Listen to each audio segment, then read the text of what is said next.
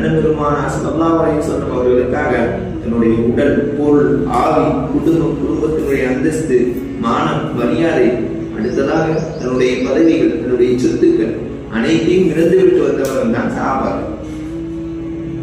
அப்படி வந்து அந்த சஹாபி ரசூலுல்லாஹ், என்னிடத்திலே எதுவுமே இல்லை, உன்னிடத்தில் ஒரு இரும்பு மோதிரமாகவாது இருக்கிறதா என்பதால் அண்ணன் பெருமானார் ஸல்லல்லாஹு அலைஹி வஸல்லம் சஹாபியை பார்த்து கேட்பார். அந்த சஹாபி ரசூலுல்லாஹ் என்று அதுவும் கிடையாது.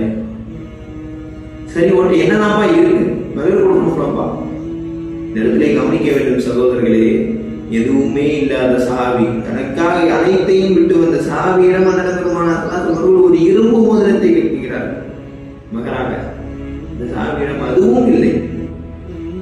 சஹாபியிடம் கடைசி சஹாபி அண்ணன் பெருமானார் ஸல்லல்லாஹு அலைஹி வஸல்லம் அவர்களை பார்த்து, யா ரசூலுல்லாஹ், இடத்திலே நான் உடுத்திருக்கக்கூடிய இந்த லுங்கி, இந்த வேஷ்டி இடத்திலே இருக்கிறது, யா ரசூலுல்லாஹ், இதை நான் அந்த பெண்ணிற்கு மகளாக தரட்டுமா என்பதாக அண்ணன் பெருமானார் ஸல்லல்லாஹு அலைஹி வஸல்லம் அவர்களிடத்தில் சஹாபி அண்ணன் பெருமானார் ஸல்லல்லாஹு அலைஹி வஸல்லம் அவர்களுடன் இருக்கு, அந்த லுங்கியை நீ கட்டினா அந்த பெண்மணி நிர்வாணமாக இருப்பார், அந்த பெண்மணி கட்டினால் நீ நிர்வாணமாக இருப்பாய்.